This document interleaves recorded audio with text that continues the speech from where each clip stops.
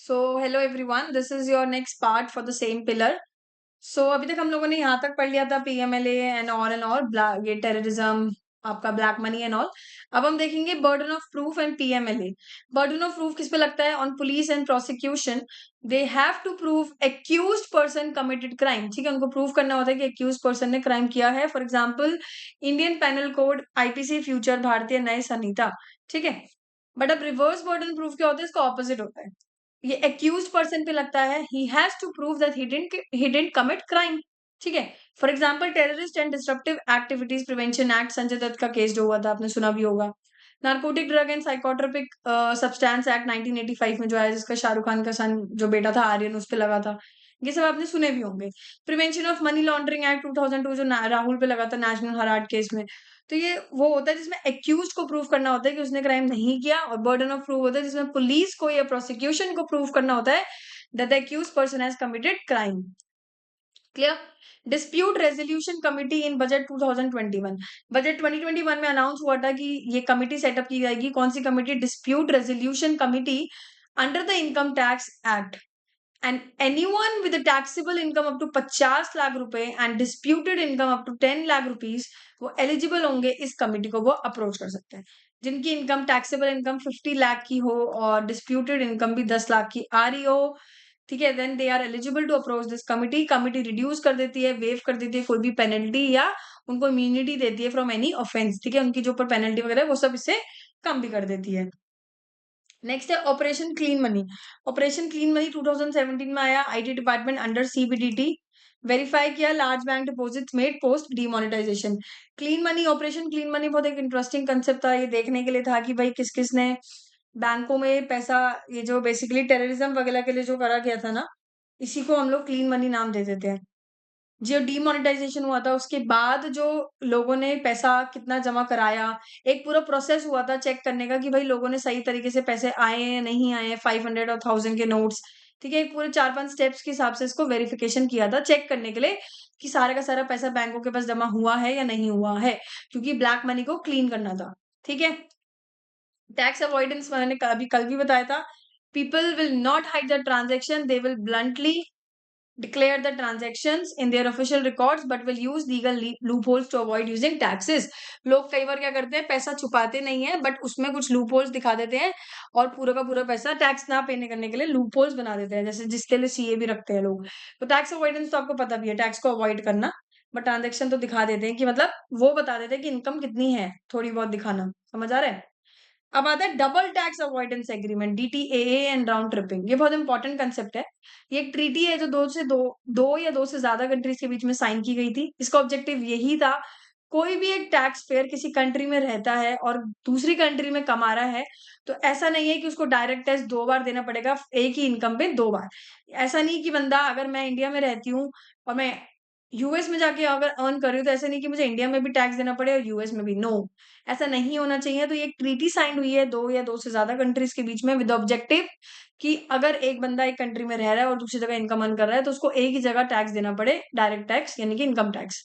ठीक है, एग्जाम्पल के लिए इंडिया मोरेशियस डीटीए एक्ट 1982 में आया। इफ अ मोरेशियस पर्सन और कंपनी इंडिया में शेयर खरीद रही है और उसको प्रॉफिट में बेच रही है मोरेशियस में जाके, then he need not to pay the capital gain tax in India. India में नहीं देगा, वो मोरेशियस गवर्नमेंट ही उससे चार्ज करेगी, और ऐसा ही रहता है क्योंकि मॉरिशस में जाके उसने सेल किया, तो वो मॉरिशस गवर्नमेंट उससे कैपिटल गेन टैक्स लेगी, इंडिया की गवर्नमेंट नहीं लेगी। ठीक है, प्लेस ऑफ इफेक्टिव मैनेजमेंट, देखिए ये एक ऐसी प्लेस है, it is a place where management and the commercial decisions are the taken. ठीक है, जिसको हम पोएम बोल देते हैं कि कौन सी ऐसी कंट्रीज है फॉरेन में जाके ले, या देखिए कोई भी चीज की प्रोडक्शन हो रही है, कोई भी चीज बन रही है, तो फॉरेन में बेटर बन पा रही है या डोमेस्टिक कंट्रीज में बेटर बन पा रही है, जहां पे बेटर डिसीजंस ले पा रहे हैं, मैनेजमेंट प्रॉपर हो रहा है, वहां पे वो चीज कंडक्ट की जाएगी, वहां पे ही वो चीज बनाई जाएगी।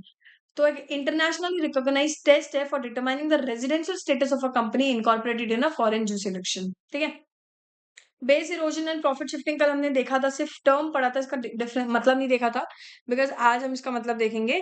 So base erosion and profit shifting क्या होता है? जब एक एमएनसी कंपनी शिफ्ट कर रही है अपना प्रॉफिट अपनी सोर्स कंट्री की जगह एक टैक्स हेवन कंट्रीज में, जिससे कि वो टैक्स उनको ना देना पड़े, तो उसको बोलते हैं base erosion and profit shifting. कमा यहाँ रहे हैं और प्रॉफिट को दूसरी जगह शिफ्ट कर रहे हैं टैक्स हेवन जैसी कंट्रीज में, ठीक है। इंडिया ने साइन किया था OECD joint multinational convention multilateral convention to implement this tax treaty related measures to prevent base erosion and profit shifting commonly known as MLI. India ने भी ये साइन किया था कि ये जो बीपीएस जैसी चीजें हो रही है इसको प्रिवेंट करा जाए, तो इंडिया ने साइन किया था ओईसीडी जॉइंट मल्टीलेटरल कन्वेंशन, ठीक है। This is important. Safe harbour rules क्या होते हैं? देखो ये एक कॉन्सेप्ट है रिलेटेड टू लीगल इम्यूनिटी, या आप ये भी कह सकते हैं लीगल प्रोटेक्शन देना इंटरनेट सर्विस प्रोवाइडर्स को एंड बाकी इंटरमीडियरीज को, जो क्या करते हैं, ट्रांसमिट करते हैं थर्ड पार्टी का कंटेंट ऑनलाइन, थर्ड पार्टी के कंटेंट दिखाते हैं। कोई भी एक ओटीटी प्लेटफॉर्म्स हो गए, कैसे भी प्लेटफॉर्म, एक इंटरनेट सर्विस के थ्रू एक मतलब एक थर्ड पार्टी एक कंटेंट दिखा रहा है उनका, तो उनको एक सेफ लीगल प्रोटेक्शन देना, ठीक है। General anti avoidance rule GAAR, ये क्या होता है? It empowers the income tax official to send notice to both Indian and foreigners for suspected tax avoidance, simple, ठीक है। रिस्पेक्टिव टैक्सेशन, ये एक एक्ट है of demanding tax on a transaction that occurred in the past when such transactions was not taxable. मान लीजिए भाई, जैसे example के तौर पे मैंने दे भी रखा है, 2007 में मैंने कोई सामान खरीदा जिस पे टैक्स नहीं लगता था, बट 2014 आते आते उस चीज पे टैक्स लगने लग गया, तो जबरदस्ती उस चीज पे टैक्स मांगना कि अब टैक्स के रूल चेंज हो गए तो आप इस चीज को भी टैक्स दीजिए। Respective taxation, so it is an act of demanding tax on a transaction that occurred in the past when such transactions was not taxable, ठीक है। जैसे 2012 में demanding tax on 2007 event even though in 2007 it was not taxable as per law in 2007, ठीक है। Next है global minimum tax. Global minimum tax क्या होता है? देखिए, ओरिजिन कहाँ से हुआ है? टैक्स हेवन और लो टैक्स नेशन से यहाँ पे ये कंसेप्ट आया। ये जो टैक्स हेवन जैसी कंट्रीज है जैसे लग्जमबर्ग है, इनका कॉर्पोरेशन टैक्स इतना कम है 1.39%, ब्रिटिश वर्जिन आइलैंड 0.07%, केमन आइलैंड 0.2%। तो ये कंट्रीज इतनी स्मॉल्स हैं and without a viable economy, बिल्कुल इकोनॉमिकली ढंग से भी नहीं चलती है। तो एक ऑफर आया, सो दे ऑफर सच अ मैकेनिज्म कि वो अट्रैक्ट करेंगे foreign investors and foreign tourist, एक मिनिमम रेट। तो ये लोग क्या करते हैं, कॉर्पोरेट ये जो इनकम टैक्स वगैरह का रेट है वो बहुत ही कम रख के इन फॉरेन इन्वेस्टर्स को अट्रैक्ट करते हैं कि आओ अपना पैसा यहाँ लगा लो, यहाँ पे तुम्हारा पैसा सेव है, टैक्स भी तुम्हें बहुत कम देना पड़ता है, ठीक है। तो multinational corporation register their company here to transfer their profits, avoid paying taxes to normal countries where they are operating. India annually इस वजह से कम से कम 100 करोड़ लूज कर रहे हैं, USA is losing annually 500 crore by this, ठीक है। ये एक बहुत ही चीज है, नॉर्मल सी इसको रीड कर सकते हैं। यूएसए का former president Donald Trump decrease corporation tax to 21%, और न्यू प्रेसिडेंट जो बिडेन ने बोला कि to increase the tax for corona welfare scheme. So Biden ने अर्ज किया G20 group of countries to keep minimum level of corporation tax, ठीक है। That's none of the business, ना important नहीं है ये। नेक्स्ट आता है G7 फ्रेमवर्क। G7 समिट 2021 में जो हुई थी, इसकी थीम क्या थी? Build back better. कहाँ हुआ था ये G7? वेन्यू था इसका कॉर्नवॉल, इंग्लैंड। मेंबर्स कौन थे? US, UK, France, Germany, Italy, Canada, Japan, with the following outcomes. क्या रिजल्ट निकला यहाँ से? कि companies need to pay in the countries where they do business, ठीक है। And G7 framework agreement for global minimum tax framework of 15%, ठीक है। Global minimum tax 15% होना चाहिए इन कंट्रीज में। G7 OECD two pillar solution for global minimum tax. अब G7 OECD में क्या सोल्यूशन दिए फॉर ग्लोबल मिनिमम टैक्स के लिए? दो आए, पिलर 1 एंड पिलर 2। पिलर 1 कहता है applies to 100 biggest and most profitable multinational enterprises पे लगता है। उनको क्या करना होगा? They need to reallocate X% of their profit to the countries where they sell their goods and services. उनको क्या करना होगा? बड़े बड़े 100 बिग प्रॉफिटेबल कंपनीज जो है उनको अपना एक परसेंटेज ऑफ प्रॉफिट जो है उन कंट्रीज में देना है जिसमें वो अपने गुड्स एंड सर्विसेज बेचते हैं, सो दैट वो गवर्नमेंट भी कुछ प्रॉफिट अर्न कर सकती है and demand corporation tax on it, ठीक है। पिलर 2 में ये आया कि applies to any company with over 750 million euro annual revenue जिसका होगा, then these company would be subject to an minimum 15% tax on their profit. जिनका इतने परसेंट यूरो इतने यूरो से ज्यादा अगर एनुअल रेवेन्यू है तो उनको 15% टैक्स देना पड़ेगा अपने प्रॉफिट पे, ठीक है। नेक्स्ट आता है कुछ स्कीम्स आई थी 2019-2020 में। 2019 में आई थी फेसलेस असेसमेंट एंड 2020 में faceless appeal scheme. Faceless assessment मतलब कि फेस बिना दिखाए एक तरीके से, राइट। तो इसका एग्जांपल के तौर पे जैसे दे भी रखा है, tax payer assessee received a notice about discrepancy his in his reported income versus TDS submitted by his banker, then at initial stage assessee need not visit IT office, simply give clarification in web portal। मान लीजिए tax payer ने को एक notice मिला कि आपकी reported income और आपका जो टीडीएस आपने सबमिट किया आपके बैंकर ने, दोनों में मिसमैच है, वो मैच नहीं हो रही है। तो फिर शुरू के स्टेज में उसको जरूरी नहीं है कि उसको आईटी ऑफिस जाना पड़े, वो वेब पोर्टल के थ्रू भी क्लैरिफिकेशन दे सकता है। Faceless assessment, clear. नेक्स्ट आता है faceless appeal scheme. Appeal stage में मान लो बोल दिया पहले तो वेब पोर्टल, फिर अपील करने के लिए अब तुम्हें हाई कोर्ट, सुप्रीम कोर्ट या कोई और आईटी डिपार्टमेंट में जाना पड़ेगा, उसकी जगह भी इन्होंने बना दिया faceless appeal scheme. So even in appeal stage, assessee need not physically visit IT commissioner and tribunal. ये भी online हो जाएगा. All income tax appeals will be finalized in a faceless manner, except those related to serious fraud, major tax evasion, sensitive matters, and international tax. ठीक है? Next है document identification number. देखिए ये बहुत एक important number है.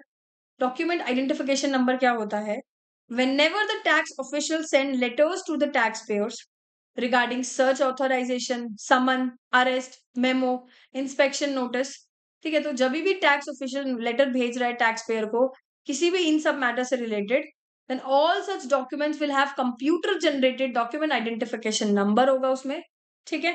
2019 में CBDT यानी कि central board of direct tax and CBIC which is central board of indirect tax and custom, उन्होंने ये स्टार्ट किया ये प्रैक्टिस 2019 से कि जो भी टैक्स ऑफिशियल लेटर्स भेजेंगे टैक्स पेयर्स को सर्च ऑथराइजेशन के regarding, summons, arrest memo regarding, inspection notice के रिगार्डिंग, तो वो एक कंप्यूटर जनरेटेड डॉक्यूमेंट्स भेजते हैं जिसमें एक डॉक्यूमेंट आइडेंटिफिकेशन नंबर होगा।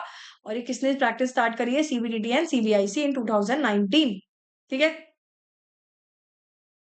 Tax payers in budget 2020, tax payers charter in budget 2020, एक सिटीजन चार्टर है of document commitment made by government agency to the citizen in respect of the services being provided to them. ये हमने सबसे पहले भी पढ़ चुका है। नेक्स्ट है tax ombudsman in economic survey. Ombudsman आपको पता होगा, ऑम्बर्ड एक स्वेडिश टर्म है जिसको बोलते हैं person who act as the representative और spokesman of another person, right. तो 1809 में the institution of ombudsman was first created in Sweden to look into citizens grievances. Ombudsman जो सिटीजंस के ग्रीवियंसेस को सुनते हैं, ये एक ऐसा इंस्टीट्यूशन बनाया गया है।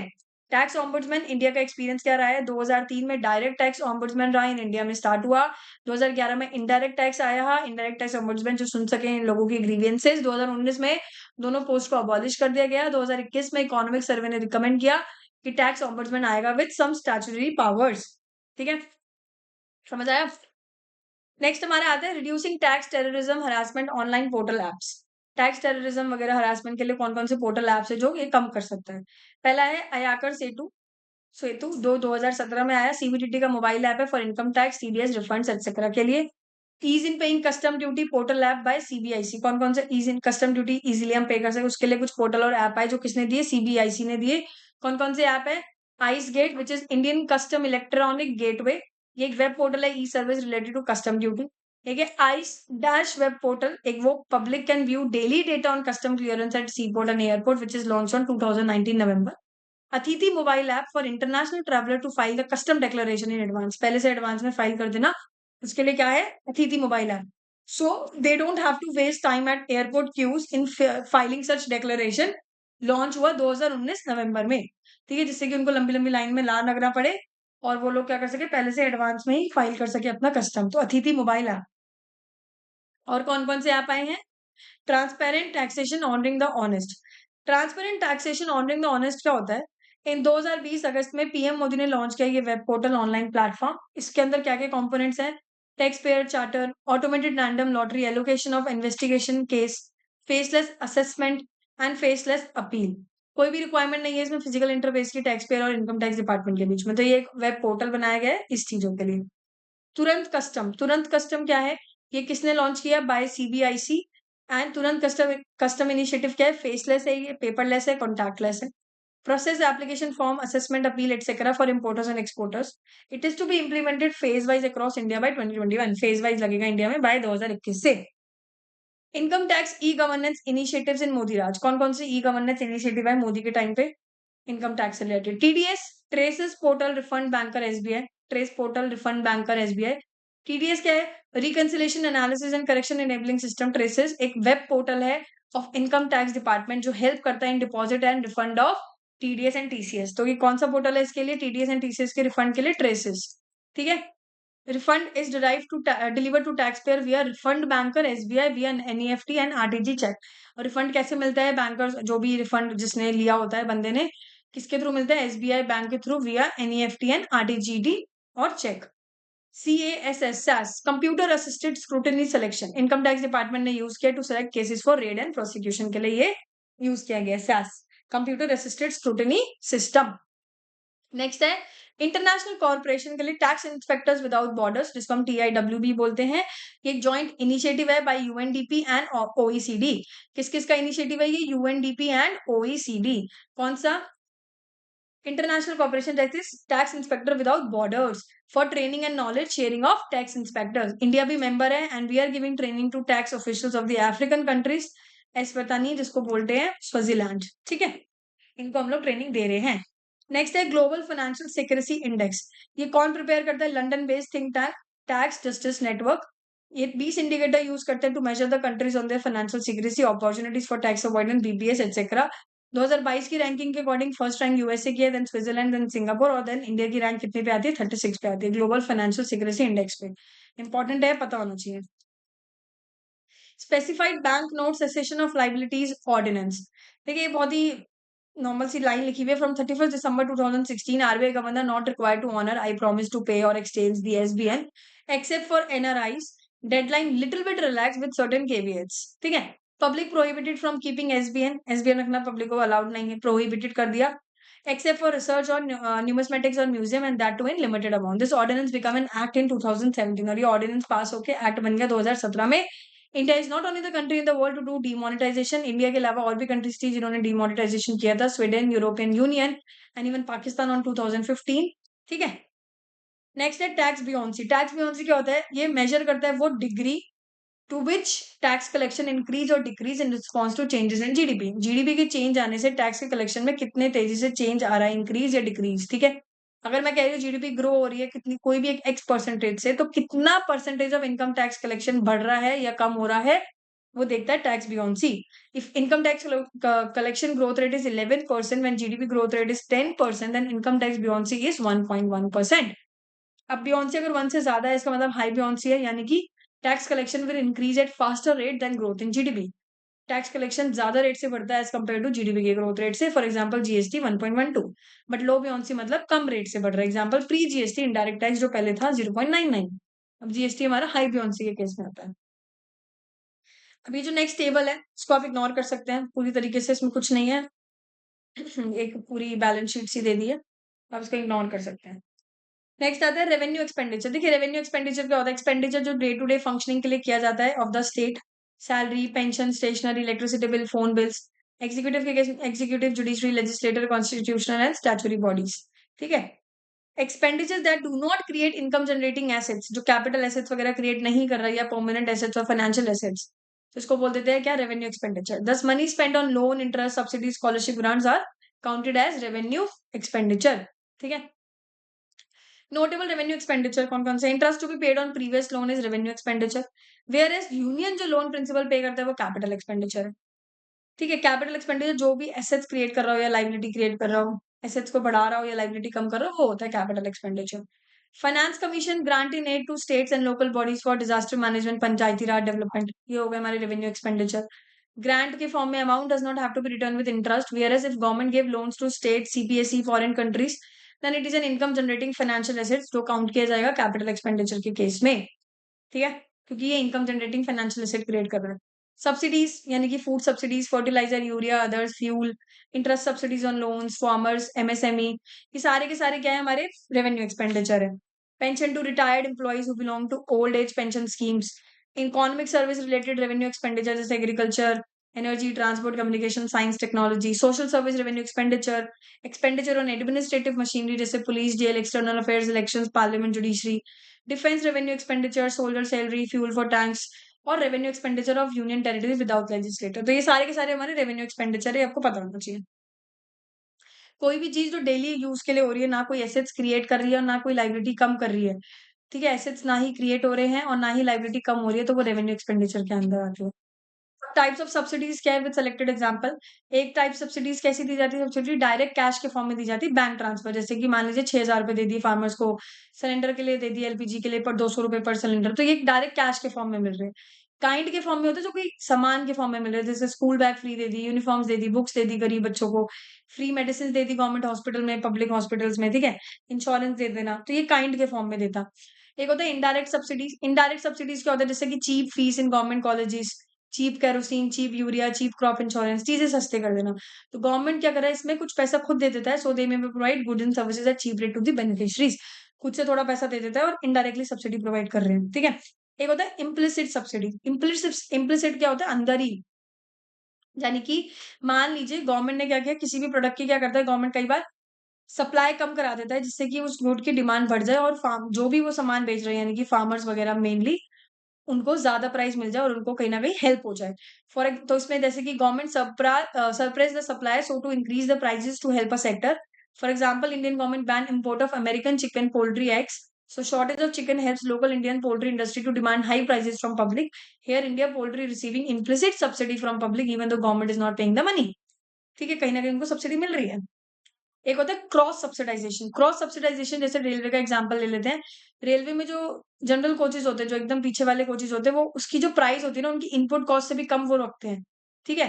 बट फिर कुछ कोचेज ऐसे होते हैं जिसमें वो प्राइस इतनी ज्यादा रख देते हैं, तो वो कहीं ना कहीं उनको सब्सिडाइज हो जाता है, इधर का लॉसेज इधर के प्रॉफिट से कवर कर लेते हैं, तो उसे बोलते हैं cross subsidisation. To keep rail travel cheap for the poor people, railway keep the passenger ticket lower than its input cost. To compensate this loss, railway keep freight goods transport price higher and this is called cross subsidization. Next subsidies कौन सी होती है, regulatory subsidies, जैसे कि state electric, for example if state electricity regulatory commission direct companies की that electricity to farmers must not be beyond इतना unit, ठीक है। तो रेगुलेट करना है, रेगुलेट करके दे रहे हैं कि भाई इतनी यूनिट की सब्सिडीज स्टेट्स फार्मर्स वगैरह को देनी है, ये सब तो रेगुलेट करके जो देना होता है। Procurement subsidy example FCI purchasing at food grains from farmers at minimum support price में, प्रोक्योर करते समय। Interest subsidy subventions, government X% interest दे रहा है agriculture, MSME, affordable housing loans में, तो ये इंटरेस्ट सब्सिडीज हो गए। तो ये डिफरेंट टाइप्स ऑफ सब्सिडीज थी जो हमने अभी देखी। नेक्स्ट हमारा आता है national recruitment agency. National recruitment agency क्या है, एनआरए कंडक्ट करता है common eligibility test for recruitment to non gazette personnel in government and public sector bank. SSC और आईबीपीएस कंडक्ट करते हैं मेंस के एग्जाम इन्हीं पोस्ट के लिए।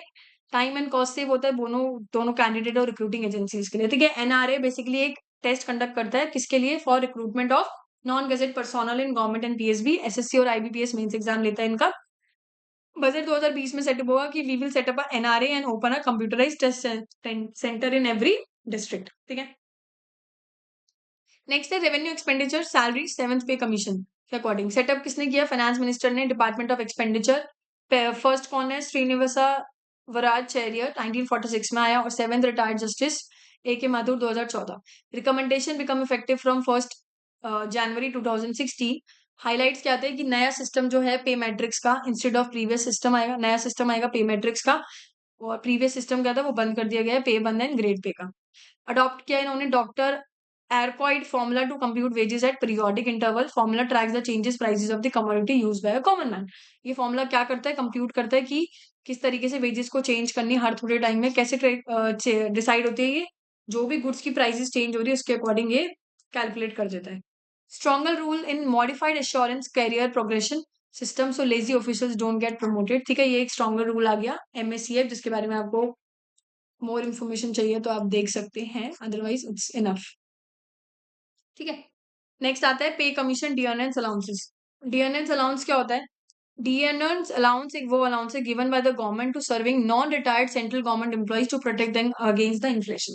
इन्फ्लेशन आता रहता है, तो इन्फ्लेशन, अब मान लीजिए हमारी सैलरी फिक्स कर दी गवर्नमेंट एम्प्लॉइज की, बट इन्फ्लेशन इतनी तेजी से बढ़ रहा है कि वो पैसा डिटोरेट हो रहा है कहीं ना कहीं, तो डियरनेंस अलाउंस दिया जाता है कि वो इन्फ्लेशन को एडजस्ट करके जो नई वेजेस है वो दी जाए, ठीक है। अलग से एक डियरनेंस अलाउंस दे दिया जाता है इन्फ्लेशन को ध्यान में रखते हुए। So it is an allowance given by the government to serving or non-retired central government employees to protect them against the inflation. Dearness relief (DR), it is an allowance given by the government to retired central government employee to protect them against the inflation, ठीक है, relief देना। पे commission कुछ miscellaneous terms है last. House rent allowance HRA, ये वो होता है rent allotted by the employer for employees accommodation के लिए, ठीक है। जो भी एम्प्लॉयर्स रहते हैं उनके जो रेंट जाता है वो हाउस रेंट अलाउंस देना। ग्रेचुटी, ये आपको पता भी होगा, लमसम अमाउंट है मान लीजिए कोई एक्स अमाउंट है, एक एम्प्लॉयर देता है एम्प्लॉय को फॉर रेंडरिंग द सर्विसेज, जो भी वो कितने भी साल के लिए अपनी सर्विस दे रहा है उसके उसके बदले में उसको कुछ पैसा दिया जाता है, कुछ एक लमसम अमाउंट दिया जाता है। यूजुअली ये पैसा रिटायरमेंट के टाइम पे दिया जाता है। Norms govern under payment of gratuity act 1972 के अंदर देख के ये दिया जाता है। One rank one pension OROP 2015 Modi government ने प्रॉमिस किया कि इक्वल पेंशन मिलेगी to military personnel retiring in the same rank with the same length of services regardless of the date of retirement. कोई भी रिटायरमेंट की डेट हो, अगर बंदा जितनी सेम सर्विस दे रहा हो, सेम ईयर्स की सर्विसेज दे रहा हो, सेम रैंक पे हो, तो सेम इनको पेंशन मिलेगी। Some ex serviceman unhappy about the base year and calculation formula, ये सब चीजें ठीक है।